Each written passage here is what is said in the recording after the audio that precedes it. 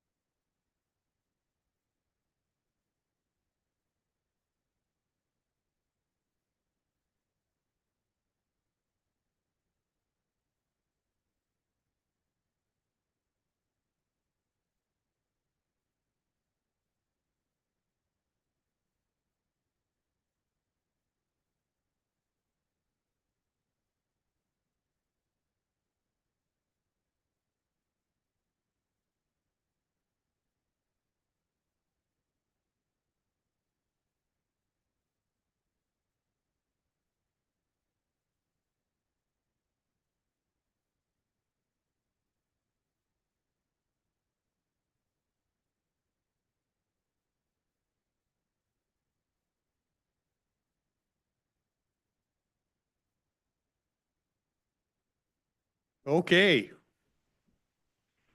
Welcome to the new year, the first meeting of the BOCC in 2000, I guess we're 2025. Yeah, welcome. I've been teasing people. I said I got my 2025 haircut and I already got my 2026 scheduled, so we're good. Okay. Well, if you want to join me, we'll start with the pledge. Pledge allegiance to the flag of the United States of America and to the republic for which it stands, one nation, under God, indivisible, with liberty and justice for all.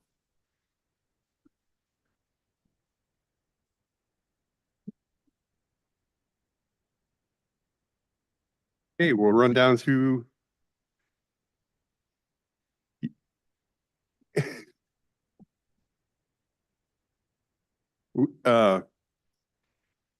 we did I'll speak on that for a minute. We are going to do that, which is going to be a change. We had an opportunity to sit down with had a luncheon with the pastors group in Cowlitz County, and we told them if they make it over for our meetings and let me know, that we'll certainly start our meetings with a prayer. So that will be a change. You'll see, and they were excited to do that. We'll see if any of them want to get up this early and do that, but we'll get that instituted. And we're all on the same page of that, so we're good with that. So I think the first order of business is you're going to conduct election.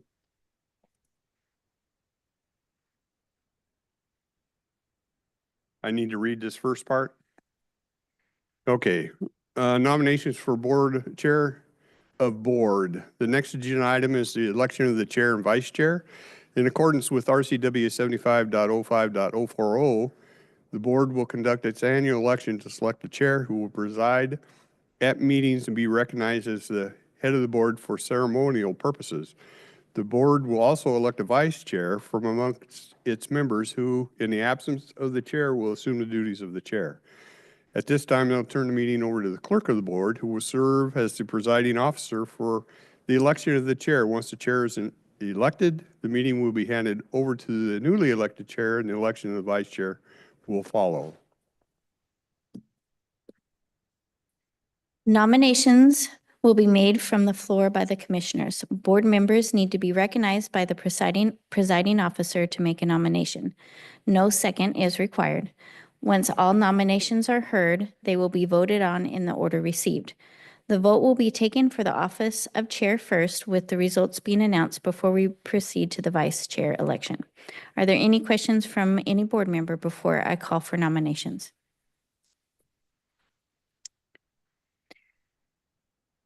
Nominations are now in order for the office of chair of Board of Commissioners. Are there any nominations?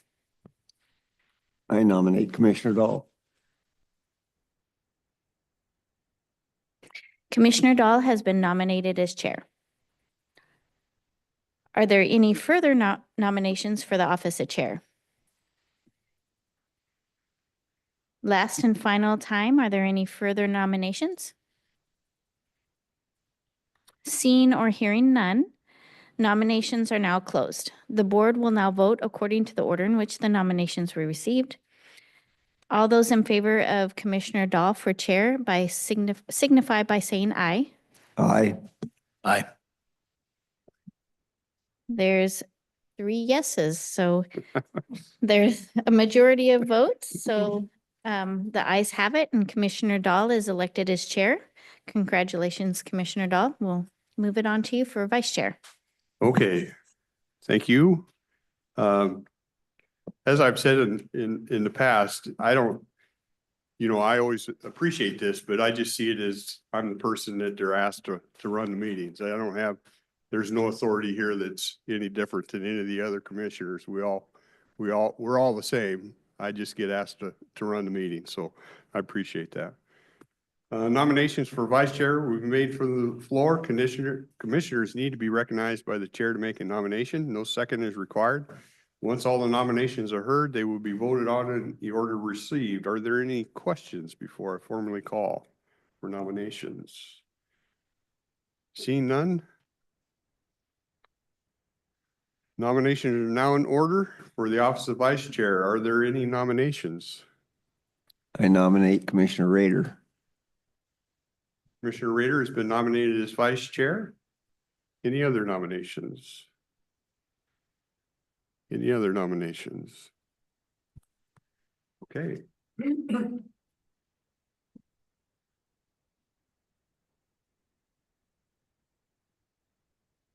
One last time. Okay, seeing and hearing nominations are now closed. The board will now vote according to the order in which the nominations were received. All those in favor of Commissioner Rader for vice chair signify by saying aye. Aye. Aye. You can vote for yourself. I did. Okay. I just said it simultaneously with you.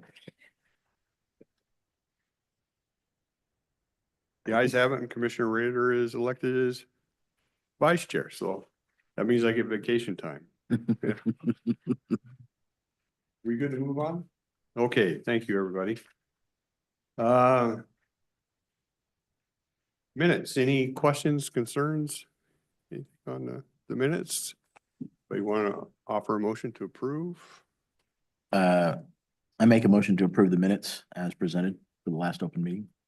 Okay, we have a motion to approve the minutes. Any questions, comments? Seeing none, call for a vote. Those in favor? Aye. Aye. Aye, thank you. I'll run through consent agenda. It's fairly lengthy today. I'll try and keep it concise. We have a call for bids going out for the Toutle wastewater treatment plant improvements project. It's for improvements to the existing wastewater treatment plant to extend the plant's life and maintain compliance with its permits. The bid is scheduled for February 5th of 2025 at 1:30 p.m. That plant out there serves Toutle, probably starting, I think, from Hall Road area up through Toutle. It's we had a discussion on this yesterday, and with these improvements, we expect another, or it'll hold capacity for probably another, what did we hear, 20 years or so in that area. So that bid will be going out. Agreements, contracts, bid awards. The first two and three are from the sheriff's office. One is a memorandum of agreement with Intercon Security Systems for use of the Cowlitz Public Shooting Range for law enforcement firearms training. You've seen a few of these come through from all the cities. I think wildlife, I think there's about 11 different contracts. Number three is an amendment to the sublease agreement to revise the section concerning occupation and use of sublet premises. And what the change is, I read through it yesterday, what the change is, it gives them the ability to host an agency that's not already under contract. I think the example was used yesterday that if the NRA wanted to do a special event out there, then they could sublease it, but they don't have an annual contract. So it just gives them some flexibility if they see a group that wants to come and use it, that they have the ability to make that agreement with them for use. Item 4 is amendment to the interlocal agreement with the PFD Public Facilities District to extend the completion date of the Gateway project at the Cowlitz County Event Center. It basically extends the completion date from August 31st to December 31st of 2025.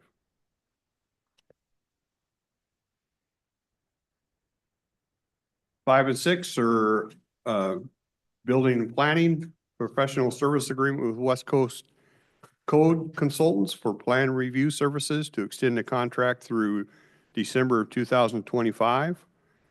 And 6 is an agreement with professional service agreement with Townsend and Associates for plan review services, and also extending that contract to December of 2025. These are people we already use, and we're just extending the contracts for 2025. 7-8 is Public Works bid award to Ferguson Waterworks and James Pipe and Supply, Inc. for the purchase of culvert pipe, beveled in sections, couplets, and other drainage system products for 2025. And a bid award to FMI Equipment Rentals, Pac West Machinery, Peterson Cat, Sunbelt Rentals, and Reunited Rentals for rental equipment for public work activities for the year 2025. We have a resolution electing the chair and vice chair of the Board of County Commissioners for the calendar year of 2025. And number board correspondent informational items, let's see, under letters, notices, we got a letter from Rudy Peone, acting Northwest Regional Director of the United States Department of Interior, Bureau of Indian Affairs regarding the acquisition of the Olaqua property into trust. And a couple from the Federal Energy Regulatory Commission, one on the dam safety inspection report, and one regarding incident report related to project safety high flow events from December 2023 and January 2024. Oh, and another one from FERC, Federal Energy Regulatory Commission, regarding the sixth, I didn't look up what CSIR means, SWIFT project number 2. FERC sends, we get a copy of the letters that they send to the controlling agency up there, and so we get quite a few of those. I think we've mentioned that before. And number 11, you see, has a lot of items, A through, I don't know what, A through S. This is on the Cloverdale project. It's executed contracts and easements, and you can look down with all the different landowners. It's been quite a project. If you've been attending these meetings, I know you know that Susan and her team have been working on this for at least the last year, good last year, getting these all in place. With these all in place now, what we were told yesterday when we were having a discussion on this, we're at the point where we're okay to proceed to construction on that project. So finally seeing that one get wrapped up. Or actually getting started. Vouchers. We were off for a few weeks, so the vouchers are pretty hefty. You see vouchers in an amount of $9,597,765.89. That's consent agenda. Any questions, comments, gentlemen, on consent?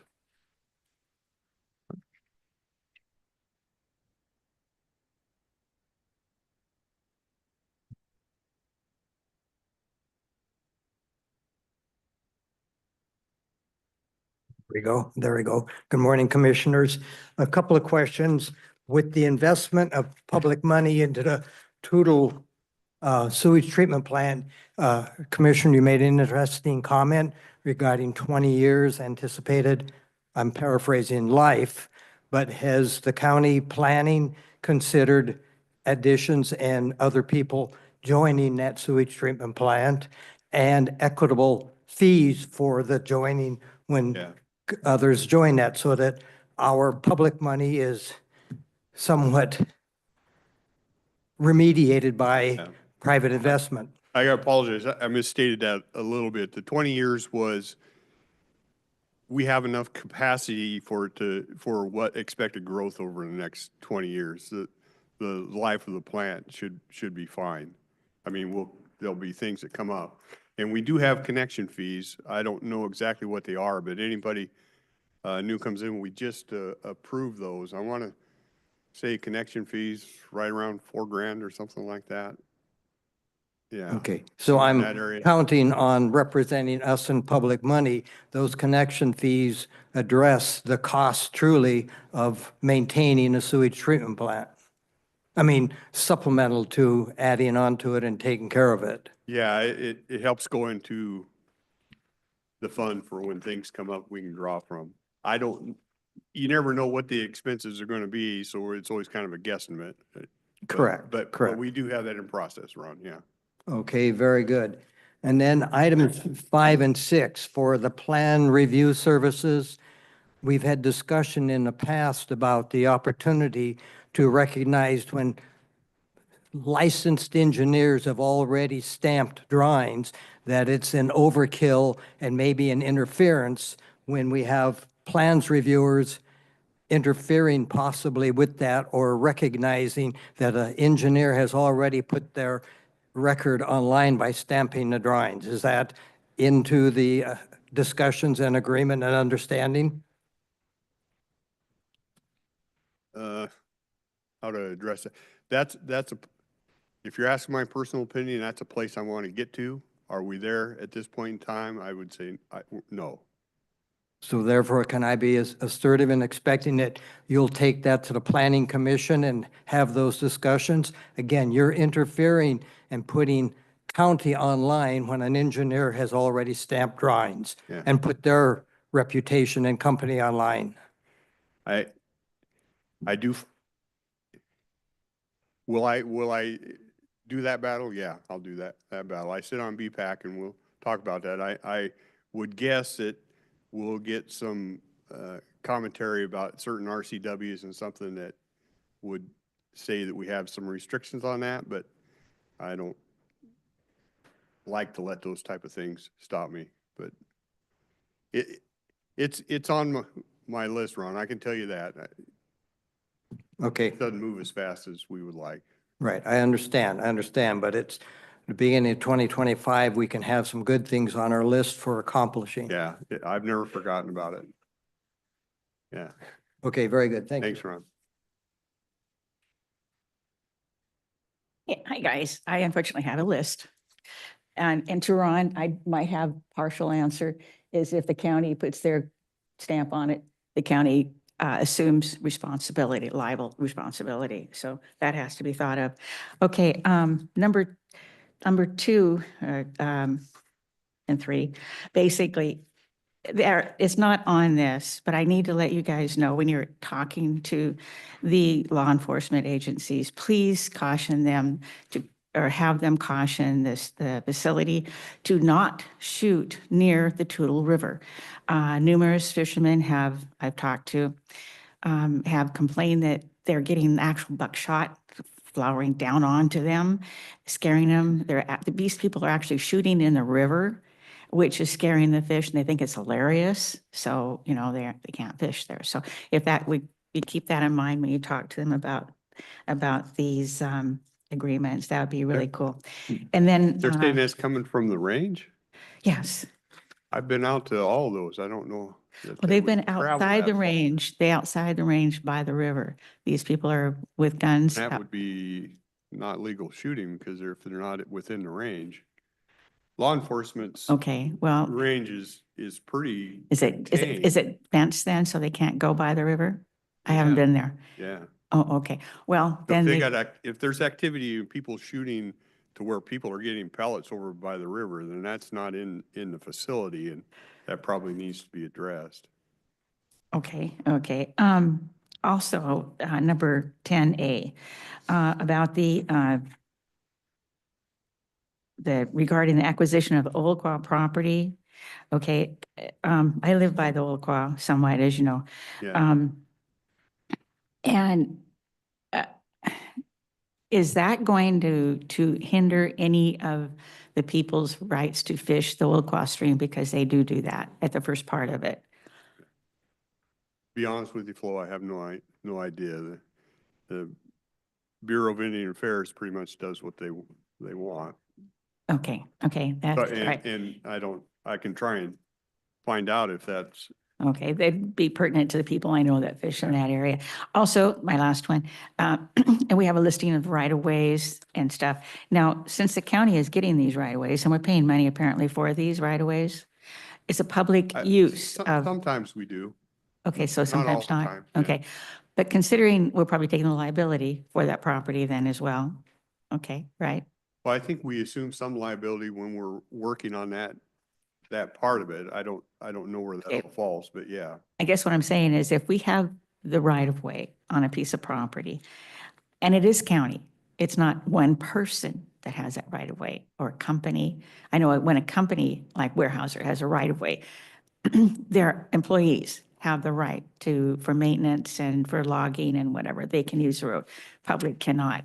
But county, does that mean that if you have the right of way on any of these properties, that the public can use these right of ways and as well for hunting, accessing hunting places or whatever they deem they need to have? You know, Susan might be able to address this a little easier, but these type of right of ways, we're just talking like maybe 10 feet over here. Okay. We need some extra space. Oh, okay. Or 20 feet by this culvert or something like that. We're not talking about huge swaths of acreage. Well, I would just, Is, like any access to, like Weyerhaeuser, fiber, whatever, if these were to access their lands, you would have hunters wanting to use that right of way if we purchased it, and it would be public domain or public access. And that was just a question. You're focused on like a county road though, right? Are you talking about county road or just, No, I haven't gone all through all these parcels of land, but if any of them gave the person, a person, right away from a public road to another piece of property to hunt on, okay? that would be what I would address, is the fact that could this piece's access be public or not? Or is it just county officials doing county business, well, it's like probably, Weyerhaeuser? and Susan can probably speak to this better, but they're temporary easements just for, and it probably revolves just around construction activities. I see. I think it's Yes. probably limited.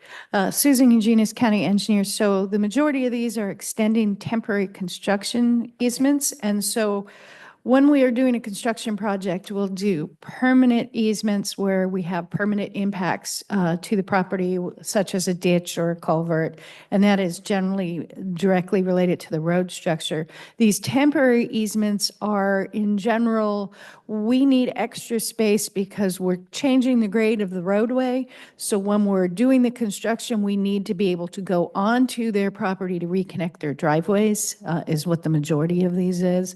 So we have the right to do that during the construction project. As soon as the project is done, those rights revert fully back to the Okay. property owners. Didn't realize that. That's good. I just wanted to make sure that if a person were to use any of the county required accesses that, or if they would, or if they could, during the time, considering it's county, it's not one individual, but apparently it's like for construction or for an easement, so they wouldn't even want to. So that's a good thing to know. Yes.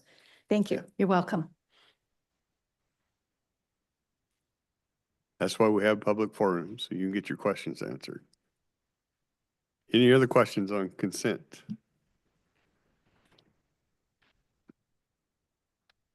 Your pleasure. I move approval of the consent agenda. We have a motion to approve consent agenda as presented.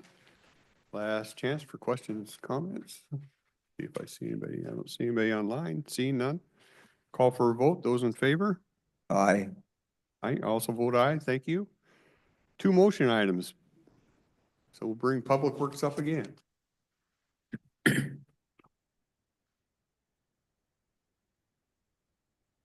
morning again. Susan Eugenius, County Engineer.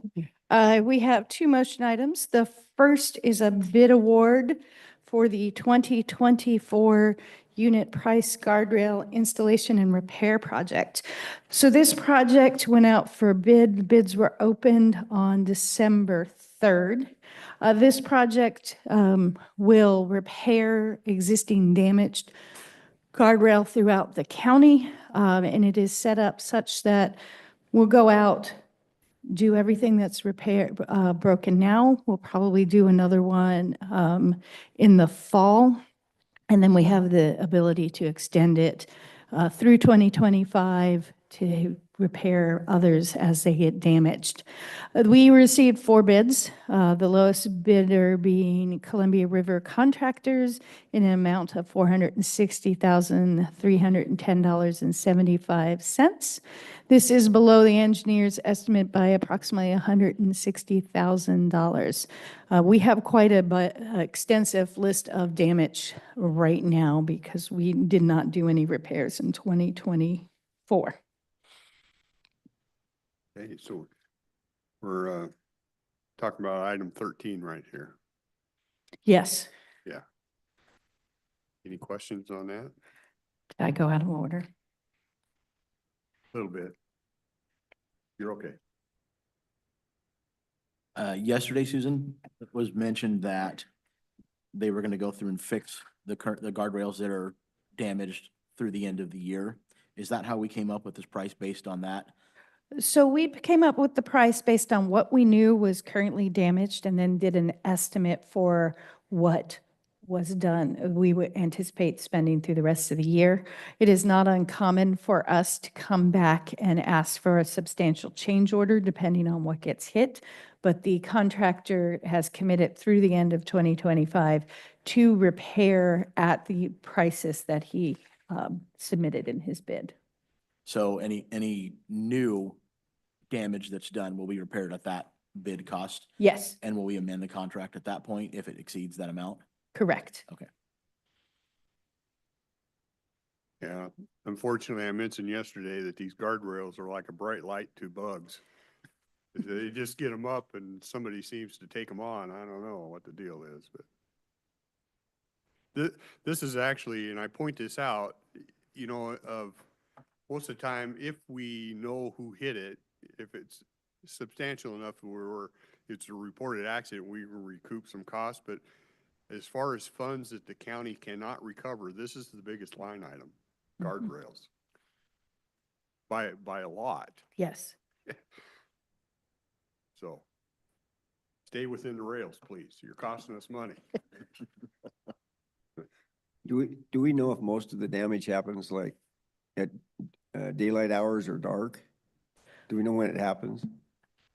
It doesn't matter. It happens daylight and dark, icy, rainy, inattention.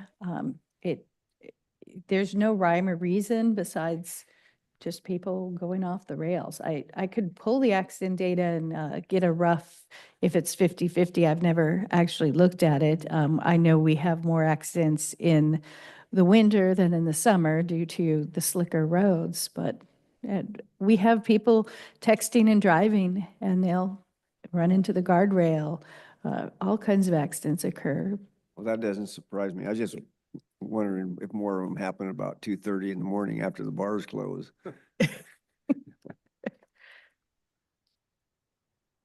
Any other questions on this? No, your pleasure. I move for approval of the public works programs. The motion items, Both items? both items. Do we have any other questions? We didn't discuss, you Oh, we want, didn't discuss 12? we haven't discussed 12. Okay. I move apologize, approval I went out of 13. order. Okay. Okay, so we have a motion to approve the one with Columbia River Contractors. Item 13. 13. Any comment? Oh, go ahead. Just a question on replacement. Are the guardrails replaced in kind? And I'm referring to wood posts versus steel posts.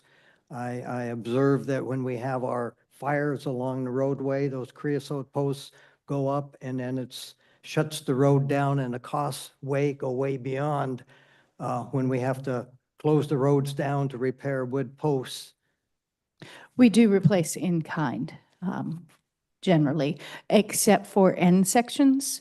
So a lot of our current guardrail end sections do not meet current standards. So if somebody damages an end section that's to the older standard, we will install the new standard end section.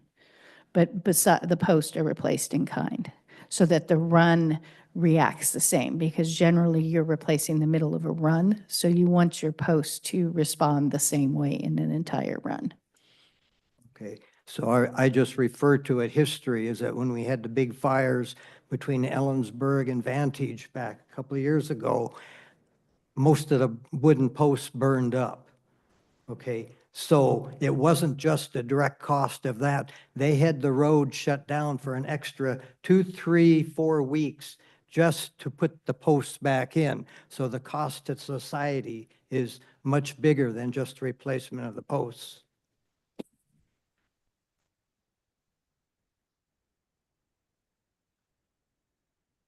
Any other questions, comments? Okay, seeing none, we'll call for a vote. Those in favor? Aye. Aye. I also vote aye. Thank you. Okay, item 12. Sorry, I had them in the folder the wrong way. So item 12 is the local agency agreement supplement number 1 and federal aid prospectus for the county-wide roadside delineators. This is a project being funded with Highway Safety Improvement Program, which is a federal program where you are trying to prevent runoff the road accidents. And they want us to look, this is a every other year program that comes out for grants, and they want you to do system-wide improvements to try and prevent runoff the road accidents. And delineators are a proven prevention. So delineators, for those of you who you've all seen them, they're the white posts that are along the edge of the roadway with reflectors on them to help people realize where the edge of the road are. We have these on a lot of our rural local access roads to help keep people stay on the road. We are at the end of the design phase where we went and ranked sections of roadways. We originally had an authorization for $15,000 for our design phase. That was 100% funded through this program. We are requesting the supplemental agreement for $170,000 additional federal funds to bring the funding up to $200,400 and includes $15,400 of county road funds to go out and install these delineators on some local access roads. So basically, it's a federal program and we pay the cost of installation. We're paying a minimal cost for this, yes. Questions, comments? Okay. Real quick, Susan, for clarity's sake, can you, I know you described this yesterday, but can you explain the total cost is $200,000, $170,000 coming from federal, and we're responsible for $15,000. Can you, just for the public's clarification as to what the difference is there?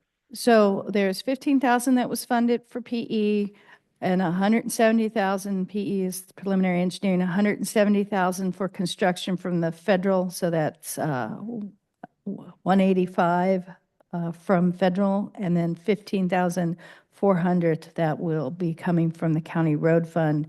The 185,400 is the engineer's estimate for construction. Thank you. Okay.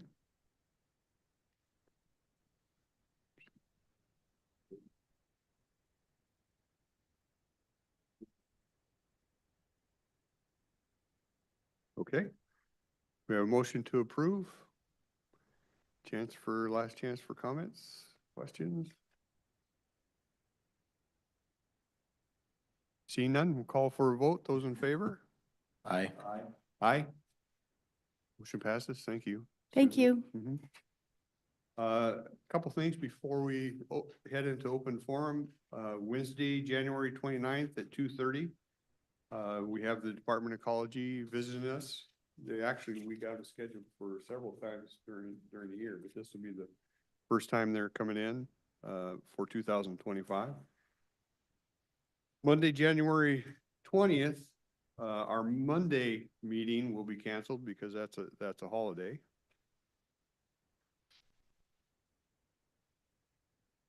I think that's all we have coming up. I know, okay.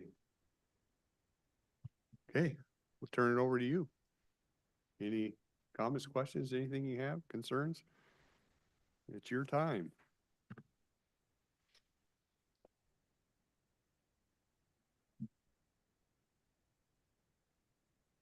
Just had a question, issue that's been up before, dealing with the recording funds that come from transfer of property and so on. And those funds are used for, as I understand it, in part for building affordable housing. And my question is those funds that are used for affordable housing, is that the only funds that's used in building those affordable housing projects? In, The answer to that. the only funds from the county?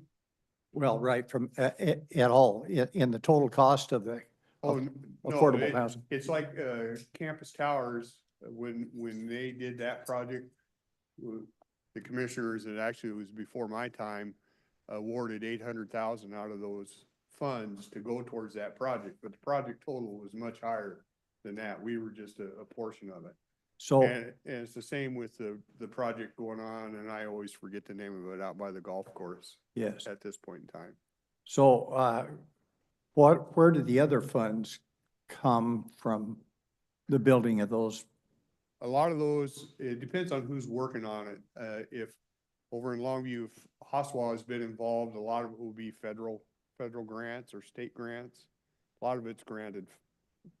funds, Is to be any of honest it, with you, Dave, yeah. is any of it private funds? I think Campus Towers might have had some private, but I don't have the figures right in front of me, but there's nothing to preclude private. Okay. So how would a person invest in that sort of thing if it's allowed to? I'd have to think that one I don't know. through. I know when council approached us and we committed, I think, 650 to their senior project over here. They actually came through and said, we got these funds from here, this from here. And then we made up the small difference that we could. How an individual would approach and do, I'd have to look at that. I don't know, Dave, to be honest with you, right off the top of my head. I just interested in knowing how the whole thing is funded. Yeah. And Yeah. maybe sometime later you can, I'll make a note or of it. maybe you can direct me where to look.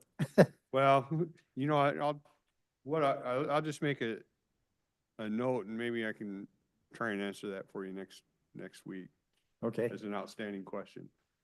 thank you. Okay?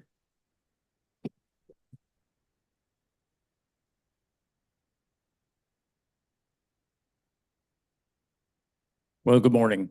New year, and this is kind of a reminder. Last year, our organization put together a public safety document for the entire county, which was a vision on how we can improve public safety in Cowlitz County. And of course, it's being driven by the homeless and the number of people we have, on the streets. And there was a very encompassing document. Bill Youngren, who is basically the author of it, and I presented it to every mayor, every one of the county commissioners, including Steve and Rick. We presented that to the sheriff, 2 of the judges. So we are in the process of building a coalition, if you want to call it that, across the county to actually start moving that. Now, obviously, it's naive to think that somebody could produce a document and everybody's going to move in lockstep. Life doesn't work that way. But if I look back in last year, we made a major step in the city of Longview actually passing a tax to add 3 police to their force. And my understanding is 1 will be in place in 2025 and 2 are coming in 2026. The biggest part, in my estimation, the biggest part of this whole thing is a mental health facility and starting to deal with having a place to put the people that, through no fault of their own, need care. And so I know, Rick, you've started the talks on that. But my role here is to encourage us to keep that at the top of the agenda and keep working on that. I think it's naive also to think that all of a sudden we're going to come up with one master facility to actually do that. We may have to take it in steps. Maybe a MASH unit like they had in in South Korea, or something. But we need to start making steps to gradually get people off the street, working toward whatever the end goal facility is going to be. So I just wanted to remind everybody that that's out there, and I'm going to be dedicating a part of my year to working with people and reminding people, and anything I can do to help advance that. So just a reminder, I think that's something very important. And the way I bring it home to myself is we're in a nice, comfortable room here, and I look outside the window, and we all know there's people outside all over the county that deserve attention, and we need to be working on that diligently to get those people off the street and take care of them.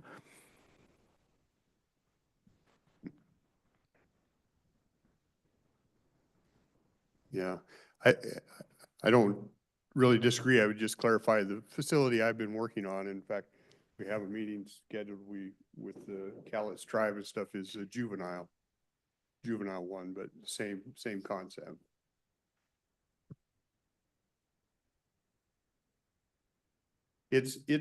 I'll just offer more comment on that because it's tough in this state, there's things that happen up in Olympia that affect us that it's hard for us to control, and we've poured record amounts of funds at homeless as a state, and it's succeeding because our homeless is growing faster than any other state in the union. So, and their solution is just throw more money at it. So to me, I look at it and I say, they don't really want to fix it because they're looking at a symptom, what I believe is a symptom, not necessarily a cause, and they're trying to fix this symptom, and they're just throwing money at it, and like I said, it's working. We're growing our homeless faster than any other state in the union. And really, what I think the problem is, and you need to address that, is substance abuse, and there's some mental health there, but the money isn't behind those things. The money's behind this homeless. So you want to keep addressing the symptom and just throwing money at it and not getting anywhere. And I agree that they've pulled back on some of the mental facilities we've had in the state to deal with that. They've actually pulled back on some of that and thrown their money at these other programs. And I've said it before, it's so bad in Seattle, they've discovered skeletons underneath the trash, which is shameful, just absolutely shameful. But what I would say to you is, as commissioners, we do whatever we can to help that problem, but I think there's forces above us that make it more difficult. Yeah.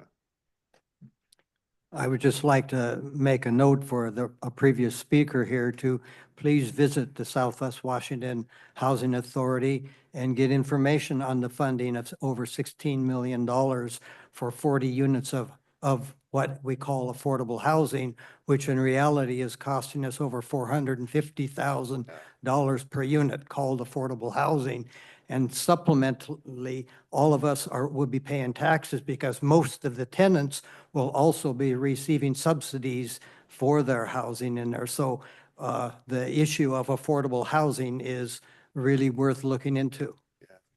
Yeah, that's another thing that you can get me started on, and I probably won't stop. This whole affordable housing thing is we really don't have affordable housing. Once again, they're attacking symptoms. There's stuff in the legislature now. They want to, and I'll just lay it out, they want to attach additional taxes to verbos and those Airbnbs and stuff, because the feeling is that they're taking away rental units, affordable housing. And my theory is, no, regulation is taking away rental units and affordable housing, and regulation is stealing affordable housing. And I brought this stat before, and it's been done more than once. They do it every 5 years. The Building Association across the United States tracks what they can verify as cost of regulation in a house, and it's 25% of your house. I think it's 24 point something percent of your house. So if you got a $400,000 house, $100,000 of that is contributed to regulation. That's your affordable housing problem, is the regulations are just stacked upon stacked upon stacked, and just makes people very difficult to do. So once again, Ron, if you really wanted to attack affordable housing, they're going about it the wrong way. All they're asking for is, well, we'll take more tax money, throw some money, and then we'll subsidize this over here, and that's supposed to be affordable. And it's not. I would echo Chairman Dahl's comments. And to your point, Larry, I think that in conversations that we have had during the campaign, you're going to find that we are willing to come up with creative ways to mitigate whatever we can that comes from the state, because it's a multifaceted problem that we have with the homeless. It's not just mental health, as Chairman Dahl just explained. Affordable housing, what does that even mean? You know, I don't even know that the state knows what that word means. And so for us to try to define that and work with the unfunded mandates and the regulation that they continue to shove down our throats, I'm pretty sure that I speak for the three of us. We're going to do what we have to and what we can to help mitigate that for our county. Any other subjects you want to get me wired up on here? Happy New Year. I just have a question. When the Department of Ecology comes on the 29th, will there be a meeting agenda link that we could look at before the meeting, or do they just come in here and present and you get to hear it? You know, the way they approached the last one is they used to come in on a regular basis just to stay in touch and just kind of have a conversation back and forth, and issues we had and things that they see that help. So I don't know that there'll be an agenda. I'm really hoping. The last time I chatted with them, when I was I met with them down in Vancouver one day, and they had Army Corps there. They talked about trying to bring Army Corps with them when they come up and had these conversations, and I would love that. I don't know if it's going to happen. I just But wondered if it's a Quick time. answer, I don't think there's any specific agenda. Okay, because I know that they offer grants. Yeah. And so I was wondering if this is something that they do, if this is how they offer grants or prepare you to, We can certainly have those Yeah. conversations with them, and I would encourage you to attend, because it's a public hearing, and I'll let people come up and ask some of the questions Okay, they want to ask. great, thank you. Yeah.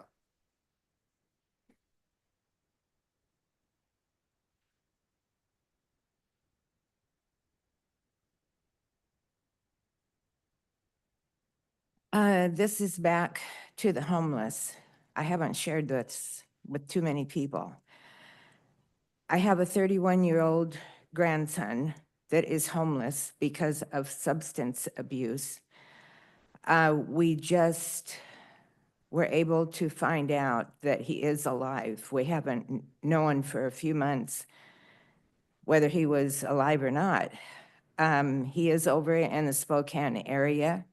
We've been working with Missing People's Report. It's kind of a crime thing. They can't put him as a missing person on the National Register where they put pictures up of him and stuff. But anyway, that department took the information we have, and they are working with the sheriff. And it's all going into a database. So my daughter did get a phone call from the sheriff, I believe it was on Saturday, that they had contact with him.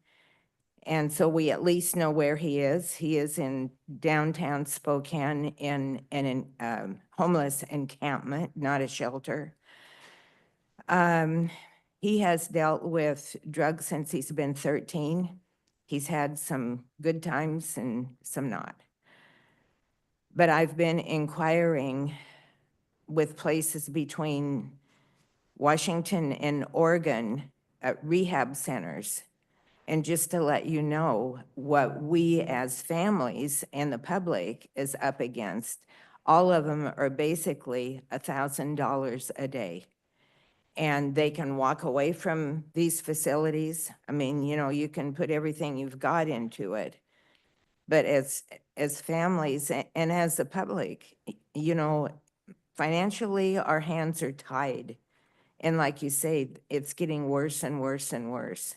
Yeah. And, you know, as a grandmother and with my daughter, who's his mom, you know, as a family, we're just at a loss of what to do. Do we go try and find him? But that would be useless because if we're going to find him, we have to have a plan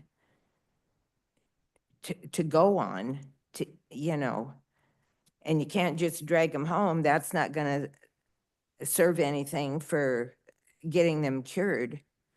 And if you know, how many weeks does it take for everyone's different. And at $1,000 a day, you can kind of figure up what the end amount is. And it's unaffordable.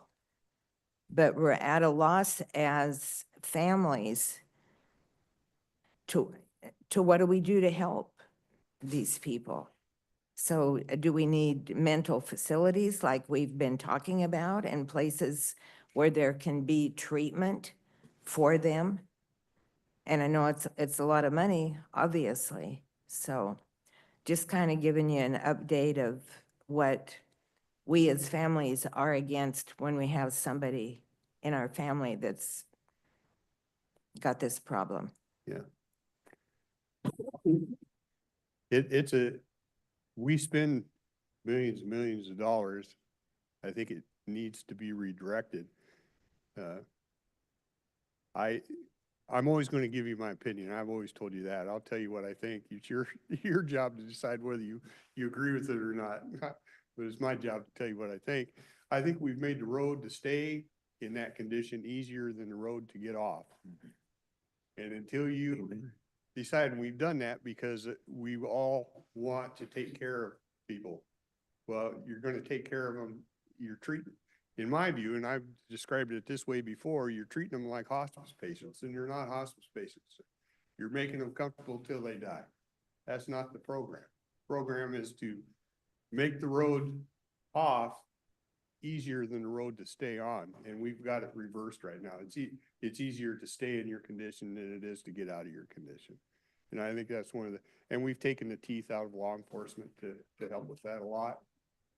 So law enforcement takes a lot of blame, but I think legislature needs to take an equal amount of blame because they've taken some of the teeth out of those people. If you talk to ones that have gone out, they'll tell you the very first responders, the most important responders is your law enforcement. They're the ones they deal with.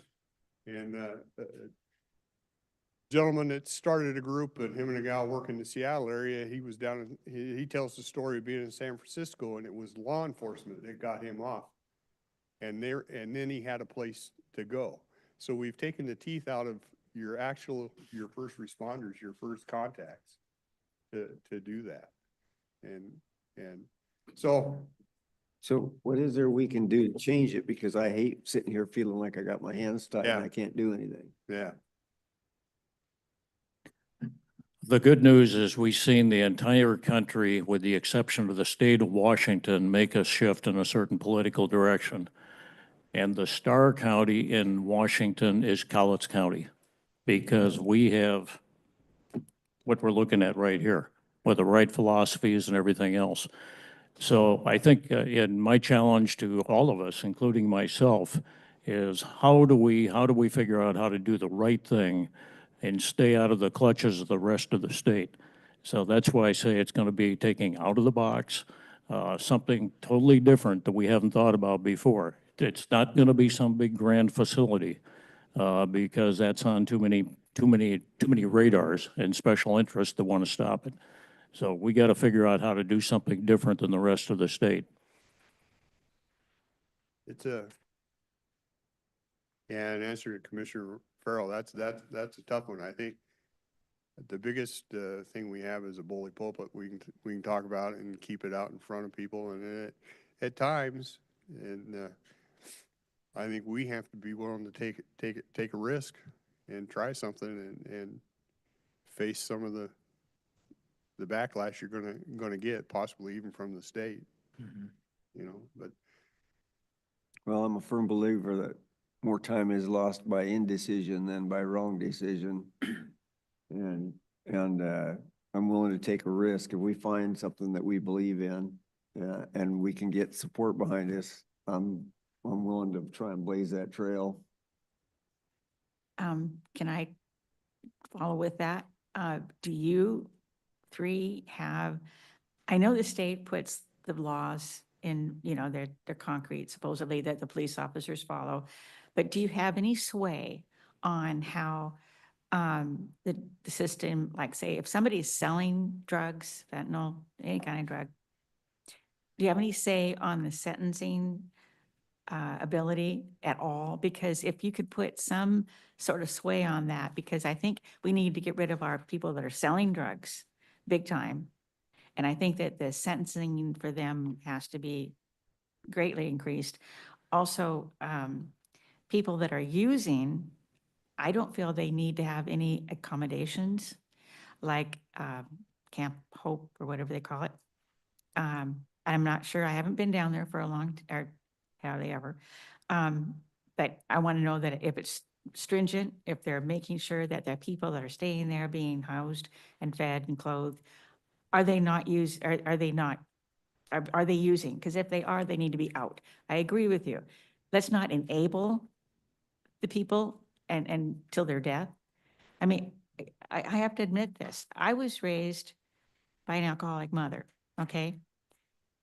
And if you made it hard, I mean, she went to a institution called Western State Hospital. They used to have that until Reagan decided in his thing to let everybody out because after all, they have rights. She admitted herself because she knew she had a problem and she did take care of it. But we need a facility like that. I don't know if it's state run. We can't obviously do it county run, correct? Because it's way too hard, but we need someplace. I mean, these people that are on drugs, hard and heavy, they're not going to have the ability to admit themselves anywhere. There's no place for them to go. They might want to when they're not as high as what they are, but they don't have a place to go when they're on the drug. Let's give them a place to go and help them. Okay, you want to quit? Let's go to this facility, maybe a hotel or whatever. We will keep you during your worst. We will feed you, keep you here until you're clean, even though you protest because you have committed yourself. And that's what Western State did. If you went into this hospital, it was a hospital, and they knew how to take care of the withdrawal symptoms. You signed commitment papers and you said, okay, I'm here until I'm clean. We could possibly have something like that. I know it's very spendy, which would be really hard.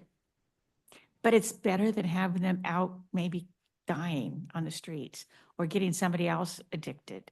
And that's what happens. They want to get some more, so they'll get somebody else, so they maybe even sell. But I think on those two atoms, stringent laws for the pushers, and then taking ones, of course, we're going to take care of the homeless that have no problems because they're easy. They might have a mental. We used to have Cottonwood Hall that, I don't know if it's still in existence, where people that had limited abilities, they had a monitor where they would give them money and they would dole it out during the week. So they would have, not spend it all, but, you know, and have a place to eat and clean place. We used to have that. I don't know if we still do, but that would be for the people who can't make their own decisions, that really need help. We could have those. It would be cheaper than what we're doing by actually, because the state would pay for that with their stipends that they get. Also, for the ones that are hardcore drug users that have no place to say, where do they go to say, help me, I need to get off, I don't know where to go to get off? Do we have a place for them? They would have to sign a commitment letter like my mother did. She knew what she was in for. And back then, let me tell you, I was young and older. So there are ways of stopping them, or electrocution and all kinds of terrible things, but she went through it. She did get dry, bless her heart, and she was off for many years. But we have no place now for the drug users that want to get off to be clean. They have no place to go. No place to say, help me, take me in, dry me out, and then I'll have a chance, unless it's prison or jail. And then I have a friend that worked in the jails, and you would not believe the screaming and the yelling and everything. They had a doctor there. They did take care of them, but they turned them out without certain days. And it's not going to be a 1-week process. It's got to be a little bit longer. So that's what you're looking at. You need to take care of the person that are selling, get them totally out of the picture, and then take care of the ones that are on the drugs. Sorry, I hate to rant, but that's it.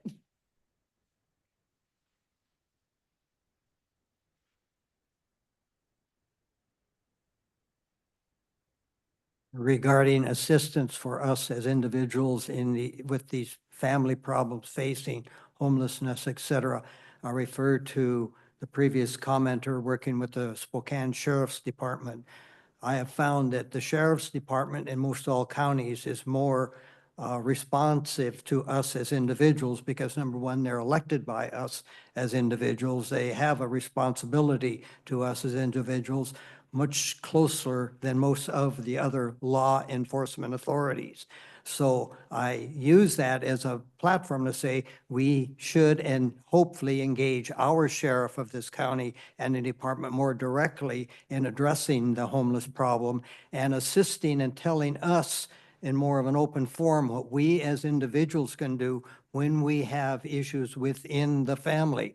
The law is so rigid that if we intervene, we're the ones that are incarcerated or put under jail rather than the individual for good, caring people.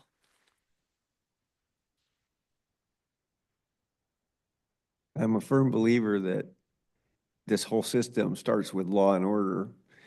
And if you enforced good, strict laws for your drug dealers, don't give them a second chance, put them in prison. If they're dealing drugs, they're a major link causing the downstream problems.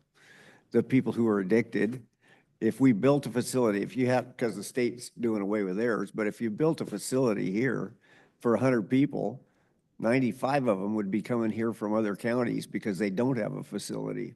We'd fill it up and we'd have to be charging them exorbitant amounts of money to run the thing, and we'd have to man it. It'd be an extremely expensive ordeal. And I don't know any way that we could get around, but having to have extreme tax increases and monies coming out of local pockets, because obviously we can't tax other facilities or other taxing districts or counties. So the problem gets to be chasing our tail in circles. I don't believe in low barrier shelters where somebody can come in there and be addicted or an alcoholic or whatever, but they can step outside the gate and drink till they're drunk again and come back in the next night. I'm a firm believer of they've got to sign themselves in and say, I'm committed to fix this problem.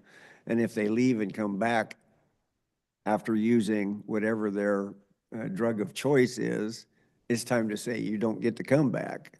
You have to make that commitment. You're not going to violate these rules, and it can't be a low barrier shelter. Low barrier shelters are where we're pouring literally billions of dollars in this state, and all we're doing is feeding the problem. We're not fixing the cause. So anyway, I'll go on for a week at this because I feel very, very strongly about it. And it starts with law and order. Our justice system has to pass sentences that are severe enough to make somebody realize that if they don't make the commitment to fix the problem, they're going to jail. End of story. Okay, go ahead. I'll pick it up. I learned not a hard lesson, but a refresher in human nature about 20 years ago. I live out in Growlers Gulch Road. dead end road. There's probably 20 houses on the road, 25, something like that. And we ended up with one of the landowners out there who had lived there all of his life, went through a divorce, moved away, but kept the property. And on that property, there were 3 rental houses, little cheap rental houses. And because he was an absent landlord, what happened, all 3 of those houses ended up being drug houses. I mean, serious. And so we watched the road, our neighborly road, start to degrade. And of course, being the troublemaker that I am, I wasn't willing to put up with that. And I got all of the neighbors together.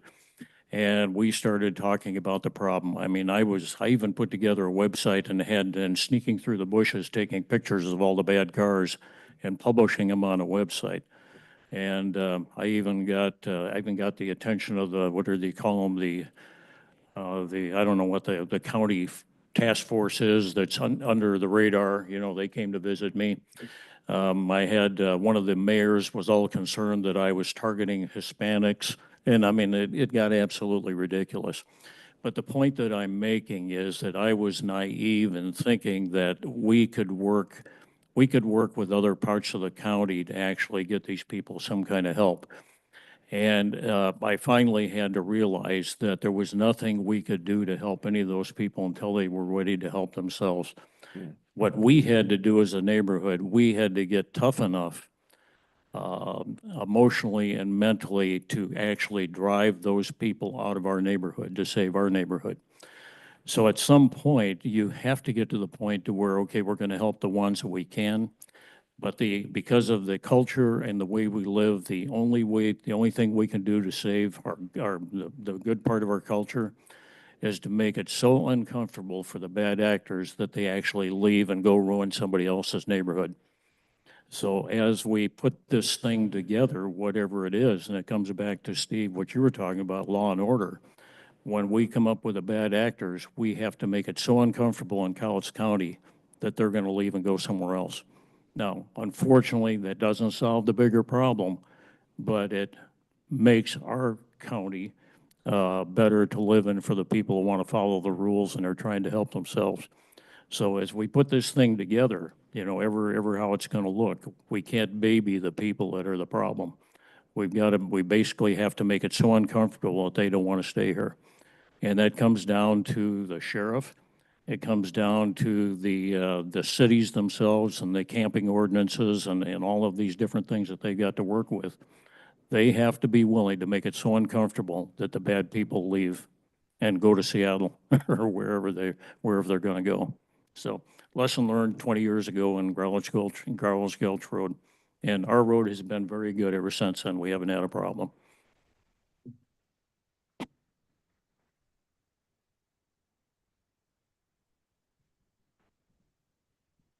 Just beginning your quick comment and response with law enforcement.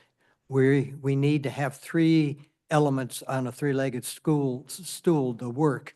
You have to have the law enforcement people that are willing to enforce the laws, but they don't go anywhere if you don't have the prosecutors that are willing to take the cases forward.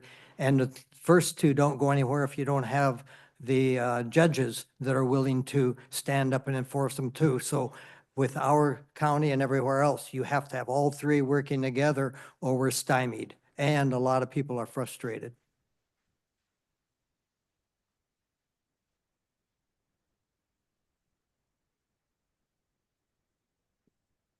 Morning, you guys. So, want to agree with Steve here, like 100%, you know. It's not really government's job to solve social issues, and that's why the government keeps screwing it up. It's not our job to treat every drifter that comes through town. Previous speaker mentioned expulsion, you know, making them move on, and that's kind of the only thing that we can really do here. Penalties, enforce the law. That make them move on, because that's all we can. It's not our job. We don't have the money to save all these people, even if we could. But the one other thing I want to point out is I've had it pointed out to me and it was shown to me, and I got to get it now because this is the 3rd time I've brought this up. All this kind of homeless stuff is incumbent upon the churches. It's in the IRS code. It's why they're tax exempt. But homeless and indigent people, I don't think I said that right, are specifically listed. And so really this is on the churches, and I don't mean this or that church, all of them together. All of them that have got this tax exempt status are the ones that are supposed to be addressing this, not the taxpayers.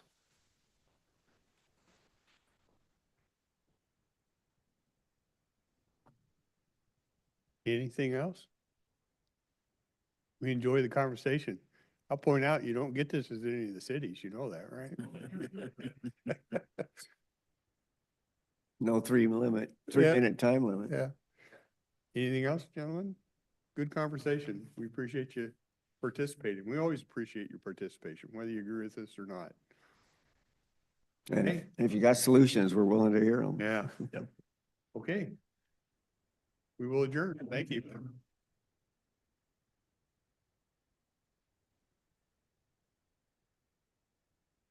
Mr. Mike, how are you?